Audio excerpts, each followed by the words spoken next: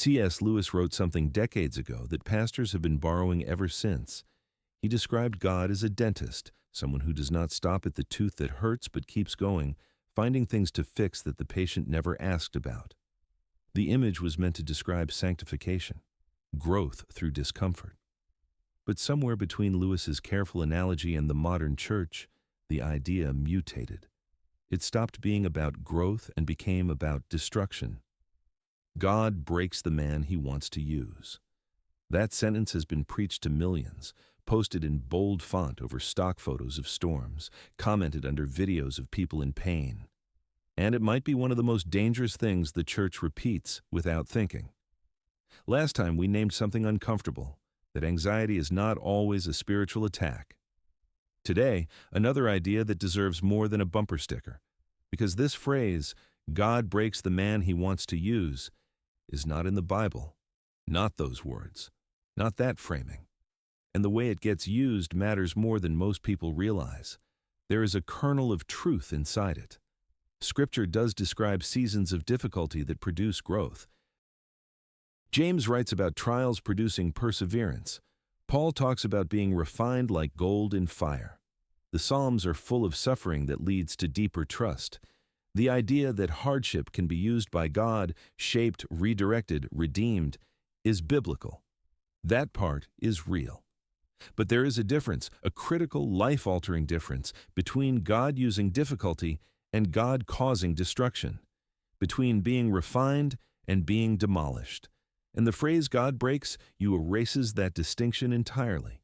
The phrase itself has no single biblical source. It borrows from several places, the potter and the clay in Jeremiah 18, the pruning in John 15, the testing of gold in 1 Peter. Each of those images contains something specific. The potter reshapes, the gardener prunes for growth, the fire reveals what is already valuable. None of them describe a God who shatters a person for the purpose of reassembly. Reshaping is not breaking. Pruning is not destroying. Testing is not demolishing. The original images are careful. The modern phrase is not. And the way the phrase gets deployed in real life is where the damage lives. It is almost never said to the person causing harm.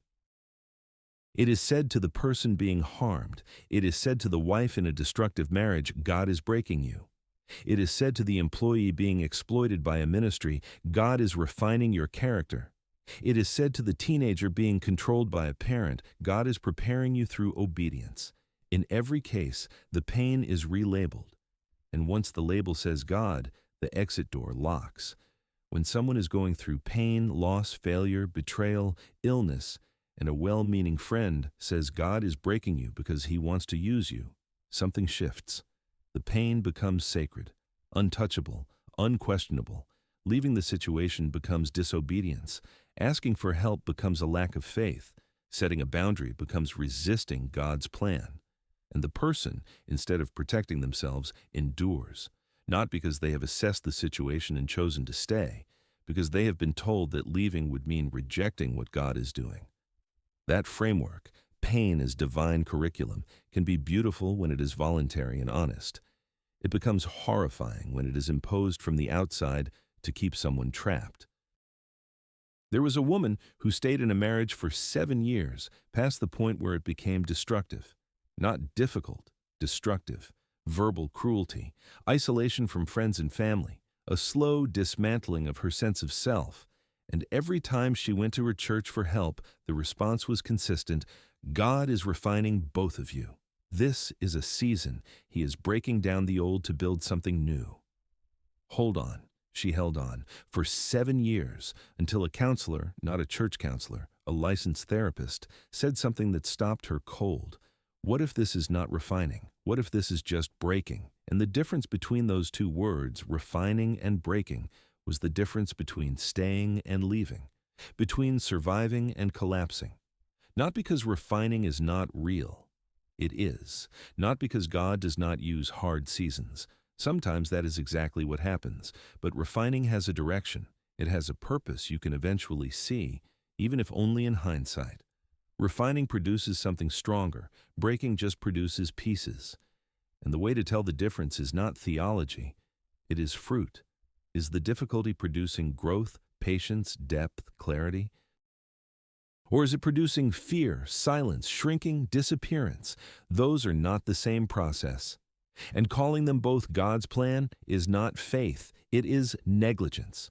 Paul knew something about suffering. He was beaten, shipwrecked, imprisoned, abandoned by friends.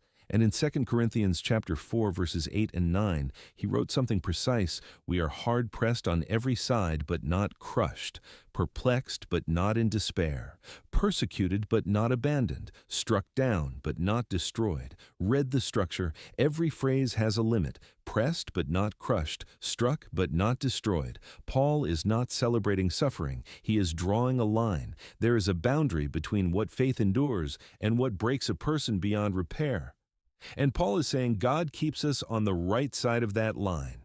Not past it, not through it, on it. That verse does not say God crushes the person he wants to use. It says, we are pressed but not crushed. There is a wall, and God does not push past it. The theology of breaking has no wall. It tells people the more it hurts, the more God is working. The more destroyed you feel, the closer the blessing. And that is not 2 Corinthians. That is something else entirely, something that keeps people in situations God never asked them to stay in. So how does a person tell the difference between a season of refining and a situation of destruction? Between God shaping something and someone simply causing harm? There is no formula, but there are signals. Refining, genuine, God-honoring difficulty tends to produce something over time. Even when it hurts, there's a slow accumulation of strength, clarity, compassion, or understanding. The person being refined can eventually look back and say, that was terrible, but something grew from it. Destruction does not produce growth. It produces diminishment. The person becomes smaller, quieter, more afraid, less themselves. If someone has been in a situation for years, and the only result is that they have less voice, less confidence, less sense of self, that is not refining. That is damage. And damage does not become holy because someone puts a Bible verse on top of it. Nathan sat with this topic for a long time before it felt ready. Not because the argument is complicated. It is not. Because the people who need to hear it are often the ones least able to receive it. When someone has been told for years that their pain is God's workshop, suggesting it might just be pain, human, unnecessary, escapable pain, feels like pulling the foundation out from under their faith. But maybe the foundation was wrong, and maybe building a new one where God does not need to destroy in order to create, is the more honest work. There is a notebook somewhere with a list of phrases Nathan stopped repeating. God has a plan was the first to go, not because it is untrue, but because it was being used as a silencer. Everything happens for a reason went next, and then, after a conversation with someone who had stayed in a harmful situation for years because a pastor told her God was refining her, God breaks the man he wants to use, left the list permanently. Not because suffering cannot teach, it can, but because that phrase, in the wrong mouth, at the wrong time, becomes a weapon dressed as wisdom. There is a question that almost never gets asked in churches where this theology is popular. Who benefits from telling someone their suffering is sacred? Because the person suffering rarely benefits. They endure, they stay quiet, they submit.